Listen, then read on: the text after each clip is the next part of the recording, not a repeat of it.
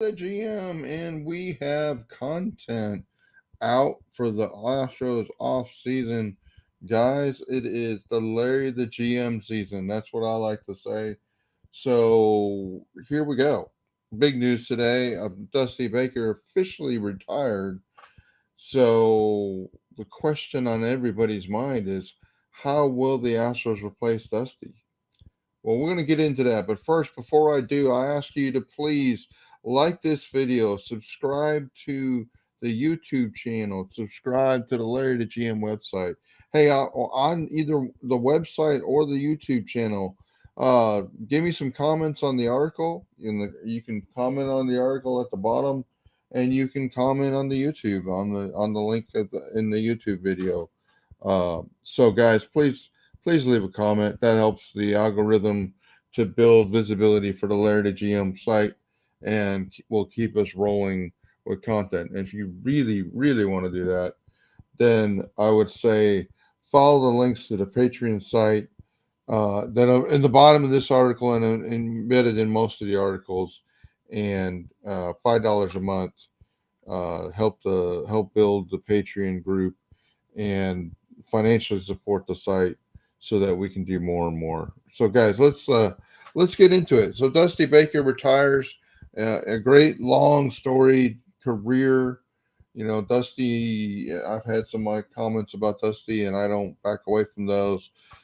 But hey, this is a legend of baseball has retired. So, how are the Astros going to replace him? So, there's some interesting dynamics going on with this situation. And what was reported by Brian Metager is tied with the MLB.com. I don't think you're going to get something from him that's not approved from the team. The Astros are going to look for or somebody younger in the managerial world, which okay, that would be hard to find anybody older that would take the job.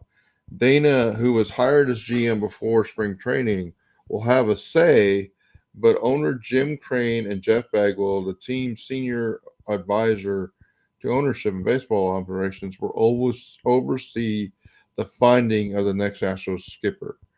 There was a little bit of a different take in the press conference. It seemed like Dana might have been more engaged from the press conference they had this morning. I, I'm going to go that with what Taggart reported here is really what's going to be happening. Here's my challenge. Like I after last offseason, I'm like, well, why is Jeff Bagwell? What has he done to earn the right to be in this role of picking the next general manager? I have a real challenge with that. Obviously, it's Jim Crane's team, so he can do whatever he wants. But it wouldn't seem wise to me for this owner to think, hey, what I've got a GM. Why don't I let him hire a manager so that the manager and the GM can be aligned on personnel issues and player usage. Well, I had two scenarios that I came up with. One is going to be probably viewed as more negative than the other, and so let me just talk it through with you guys. Don't get mad at me for the way I'm going to frame these things. I will say that scenario one is Jim Crane doesn't want his manager and his GM to be aligned and agree on everything. He Jim Crane has had, a general manager, Jeff Luno, that was breaking ground and probably uncomfortable for everybody in the entire organization as he did things. Um, he went from that to having James Click, who I don't think ever was on the same page on everything with Dusty Baker. And this last year, there was clearly times when Dana Brown wasn't on the same page as Dusty Baker. And I think Jim Crane would tell you, well, look, we won the World Series in 22. We went to the ALCS for the seventh straight time in 2023. I like having this dynamic of a GM and a general and a manager that aren't on the same page. They're iron sharpening iron. They're talking it out. They're giving me two perspectives, and I'm a smart baseball man. I can figure out which of these two perspectives I like the most.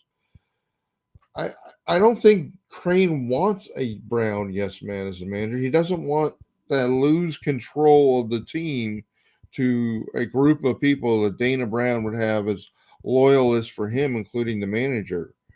I, I think after the sign stealing scandal, I don't think Jim Crane's ever going to trust any GM like he did, before.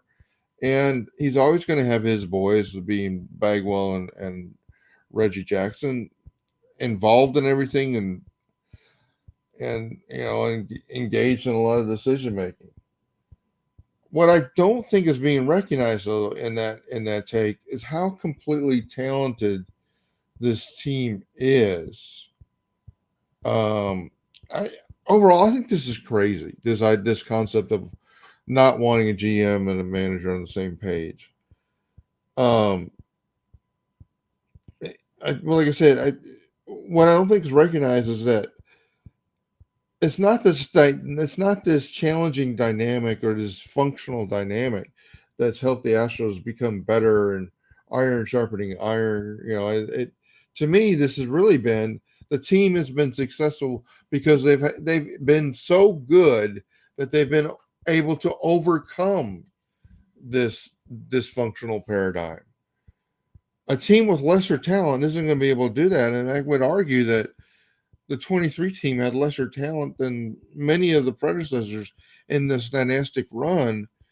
And that team, although they went to the ALCS, it was somewhat of a miracle and somewhat of a sign of a lot of other teams that had issues heading to the postseason.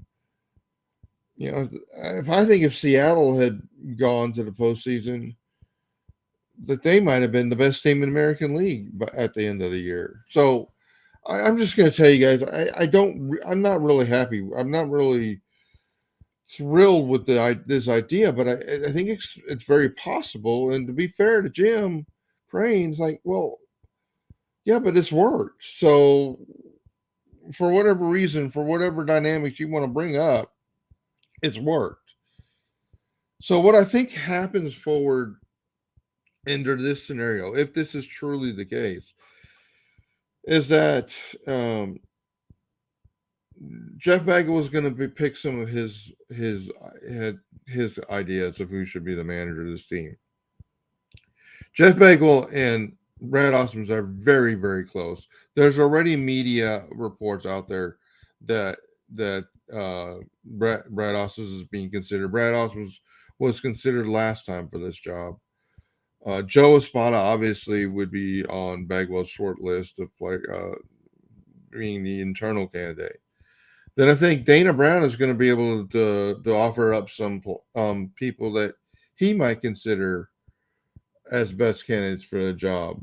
That I think that would include like a Ron Washington or Eric Young Jr. And those are folks that have been engaged with Dana Brown in previous places he's been, including the Braves. So I think what will happen is Dana and Jeff may talk about the pool of candidates that they bring together to the table. They may have, I don't know if they'll say, no, I don't want that guy at all, and veto rights or something to the effect where they will agree on a few of those candidates that actually interview, and then Crane will decide based on what both Bagwell and Dana Brown tell him. So that could, in the end of the day, if that process is followed and it's done well, it could bring about unity. Or if there's a dynamic where the Astros go on to hire somebody that Dana Brown really doesn't want, guys, that could lead to more dysfunction in this front office for years to come. So I hope not, but it's definitely possible. But here's the other scenario, and I think this is actually the more likely one. The Astros already know who the next manager is going to be, because I don't believe that they got to the end of the season or in September and decided that Dusty Baker wasn't going to be manager. I think they decided before Dusty even took the job for the 2023 season that this was going to be his last. I think Jim Crane, when Dana Brown was hired, and these advisors, the Bagwells and Reggie Jacksons, all that. They've been working toward this day, in some cases for a year, right? And so uh, I don't think they were just sitting back and not preparing for this time. There were rumors that, and I don't have all the specifics, but this is my recollection. There were rumors that Joe Espada was imminent to become the Chicago White Sox manager last year, and all of a sudden it flipped on a dime. Like all of a sudden he wasn't being considered. Why did that happen? I believe, and several people said at the time, it happened because Espada really didn't want to leave the Astros. He wanted the Astros manager job. And what they said is, well, we're bringing Dusty back for one more year, but you're basically the manager and waiting. As long as everything goes good, as long as your dynamic with Dusty is fine, there's no red flags in this the way things are go about in the 23 season, that you're going to be the manager next year. So then when Crane went out to hire a GM, he had to tell the GM, like, look, I already got my manager for after when Dusty Baker's going to hang it up after the 23 season. And that helps explain a little bit in my mind of why it was such a challenge, or why that timing for getting the next GM in here was such a challenge. It also further explains that Dana Brown, whose strengths really were in the scouting and development areas, that he would be willing to take a GM role more in that line, knowing that Espada had a good reputation. And okay, I won't be picking the manager, but I know who it's likely to be, and I can focus on the things I'm really great at with the draft and scouting other teams' players and other options in the international pool. So there we are, two options.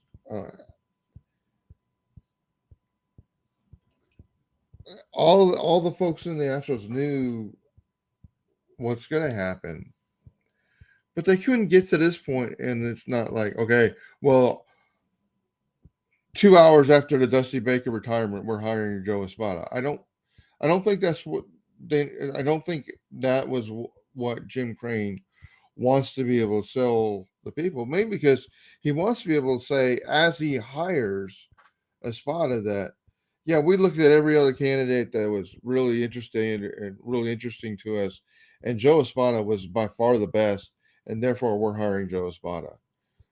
It's a guy that we've had all this time, and we think he's the best. So in this scenario, Brown and Crane would be super aligned, that this was in place when he got hired, and that really what's happening with the whole Bagwell side of this, that rather than wasting Dana Brown's time on I would call almost a near charade relative to the manager hire, let's not waste Dana's time. Let's let Dana work on all the other things that I show you need to happen in this Astros offseason. And we'll click real quick over on that list. Like, guys, you go follow the link to this article where we lay out the offseason outline. And by the way, in this offseason outline, we will have the links for all the articles. Here's the one that we're talking about today, right? So, and there's another one we'll talk about later today. So, in this idea, rather than waste Dana Brown's time with that, let Dana Brown focus on trades, free agents, the payroll, all these sorts of things, and let Bagwell be the front man for this coaching search. If in that process Bagwell becomes completely blown away and enamored with somebody else, and there's an outside chance he could, then they will essentially step back to more of the scenario number one, where, hey, okay, then Dana and Jim can interview that guy too as well, and then ultimately Jim Crane would decide. So which is it? Is it a dysfunctional mess that's been very successful the last couple of years, and it's being continued by design to keep this dynamic of a manager and a general manager that don't always see eye to eye, because that's the way Jim Crane wants it, so he can hear both other perspectives on what needs to happen. Or is it a complete alignment? They already know they're going to hire Joe Espada, and it's all almost a charade, just with the endpoint of hiring Joe Espada. Well, what I'll say is, like, I do believe the ultimate answer will be to hire Joe Espada in this, because if Daniel Brown truly does not have the decision process here, I believe the answer will be ultimately Jim Crane's going to get the person he wanted, as the manager in waiting. Now, what I'll also say is, this may sound like a lot of politics and intrigue, and you think, well, they don't, that doesn't ever happen in businesses. Well, guys, one thing to remember is the Houston Astros, every sports franchise, they are businesses. And let me tell you, from my years in industry and in businesses, there's all kinds of politics that happen when there's an opening, especially of an upper level manager, upper someone this close to the owner of the business. So, yeah, this is not atypical for something that happens in this kind of business, and there to be jockeying about the politics. So that could very well be happening. And it's also not surprising, highest levels of organizations, there's always transition plans in place. There's always succession plans. So to think Jim Crane didn't have this already planned out when he knew, just even by Dusty Baker's age, that Dusty may not be coming back, or it was already set that he wasn't going to come back. So, guys, there's my thoughts about the Dusty Baker, about the process we're going to have. I believe it'll be Joe Espada, because I believe that's been set in place for over a year, and this is the next step along the process. So let me know what you think about that. Leave a comment in the article, leave a comment in the YouTube. Please like the article. Please subscribe to the website. Please subscribe to the Patreon, which you can do following the links further down this article. There you go. Just follow that link, and you subscribe to the Patreon. And then also on the YouTube side, subscribe to the YouTube channel. We're almost to 100 subscribers, and I know the big people with a lot of subscribers, that's nothing.